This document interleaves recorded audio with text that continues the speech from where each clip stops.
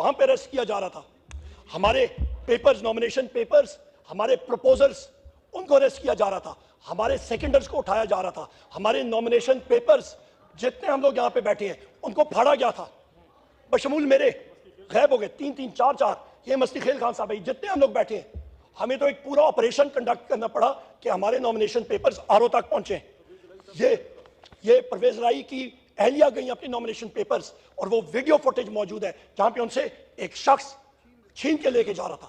یہ کوئی سلمان اکرم راجہ صاحب کے پیپرز چھینے گئے تھے اور پھاڑے گئے تھے. جناب اسپیکر یہ کوئی الیکشن تھا؟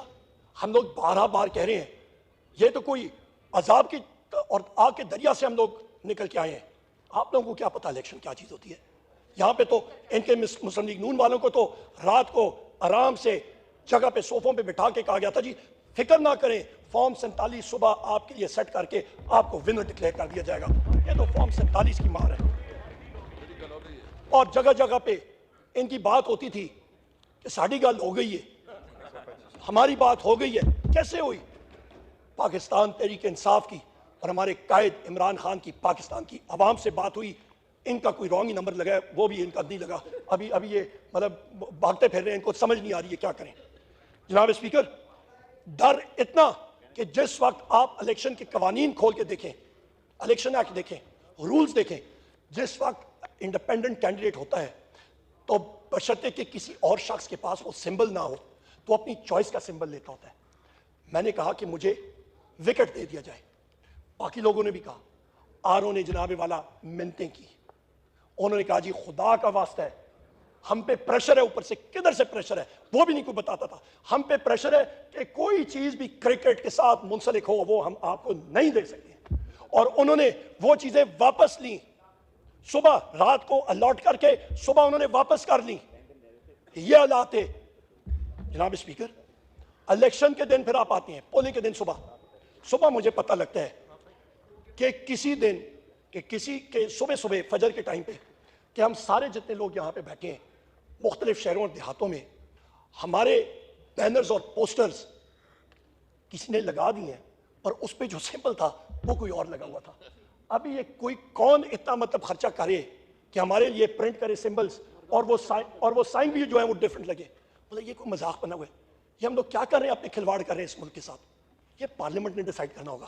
یہ پہیہ گھومتا ہے، میں نے بہت دیکھا ہے. یہ میں آپ کو گزارش کر رہا ہوں، چوتھی بار الحمدللہ اس پارلیمنٹ میں آ رہا ہوں. یہ گھومتا ہے پہیہ اور بڑی تیزی سے گھوم جاتا ہے. جناب اسپیکر شام کو آر او کے دفاتر میں جس وقت ہمارے الیکشن ایجنٹس وہاں پہ گئے اور کینڈیڈیٹس خود جا رہے تھے، وہاں پہ کینڈیڈیٹس کو یا اریسٹ کیا گیا، دھکے مار کے باہر پھینکا گیا، دروازوں کو کنڈیاں ماری گئیں اور کہا جاؤ چھٹی کرو، ہم لوگ اپنی مرضی کا رزلٹ دیں گے. یہ جس طرح ہم نے فارم 47 لیے ہیں جناب اسپیکر جو یہاں پہ بیٹھے ہیں، یہ فارم 45 اور 47 جو 47 ہم نے لیے وہ جناب اسپیکر آپ سوچ بھی نہیں سکتے ہیں وہ کتنا تردد کر کے وہ کس طرح ہمارے ورکرز، ہمارے سپورٹرز نے، ہمارے ایم این ایز نے، ہمارے ایم پی ایز نے کیے. اور جن کو جو یہاں پہ نہیں ہے ان کے ساتھ کیا ظلم و ستم ہوا. سلمان اکرم راجہ صاحب ایک کانسٹیٹیوشنل لائر ہے. زرتاج گل صاحبہ یہ میری بہن یہاں پہ، ان کو فزیکلی وہاں پہ مارا گیا ایک خاتون کو. کیوں؟ کیونکہ انہوں نے جرت کی ایک ڈائریکٹ الیکشن لڑنے کی اور جیتی. یہ غلطی ہے. جناب اسپیکر سیلولر سروسز بند کر دی گئی. تقریباً 15 سے 20% الیکٹورل لسٹ کے اندر ووٹ جو ہیں وہ ایک بلاک کوٹ سے اٹھا کے دوسرے بلاک کوٹ پہ پھینکے گئے بغیر کسی وجہ کے. نادرا کا قانون ہے کہ یا آپ کا پرماننٹ ایڈریس ہوگا یا آپ کا ٹیمپری جس کو آپ اسپیسیفائی کریں گے. انہوں نے اپنی مرضی سے کیا. کیا یہ پری پول ریگنگ نہیں ہے جناب اسپیکر؟ یہ ہر جگہ پہ ہوا، ہمارے ووٹرز نے فیس کیا. اس کے بعد آپ آتے ہیں جناب اسپیکر کمشنر لیاقت چٹھا صاحب، انہوں نے وہ پول کھولا اور انہوں نے دنیا کو بتایا. جی چٹھا کٹھا انہوں نے کھول دیا دنیا کے سامنے. انہوں نے بتا دیا جناب اسپیکر لیاقت صاحب نے کہ 60 اور 70 ہزار کے لیڈز کے لوگوں کی لیڈز ختم کر کے جعلی فارم 47 جاری کیے گئے تھے. شیم جناب اسپیکر، یہ کوئی فخر کرنے کا مقام نہیں ہے. تبھی میں کہتا ہوں مسلم لیگ نون والے یہاں پہ جو بیٹھے ہیں یہ PDM2 جو آپ کی یہ نئی چور مارکا 2 حکومت بننے جا رہی ہے، یہ یہاں پہ ان کے چہرے دکھا رہے ہیں کہ کوئی خوش نہیں ہے، ان کو پتہ ہے چوری ہوئی ہے، ان کو پتہ ہے یہ سسٹم اس طرح نہیں چل سکتا، انہوں نے ڈکیتی ماری ہے۔ اس کے بعد جناب والا ہم لوگ آتے ہیں کہ کراچی میں MQM کے ہمارے یہاں پہ ساتھی بیٹھے ہیں، ہم اسپیکر یہ تو وائپ آؤٹ ہو گئے تھے، یہ بھی فارم 47 کی بدولت یہاں پہ آئے ہیں۔ ان کا تو حق ہی نہیں بنتا، ان کا تو حق ہی نہیں بنتا۔ فارم 47 کے ذریعے ان کو سیٹیں دی گئی ہیں۔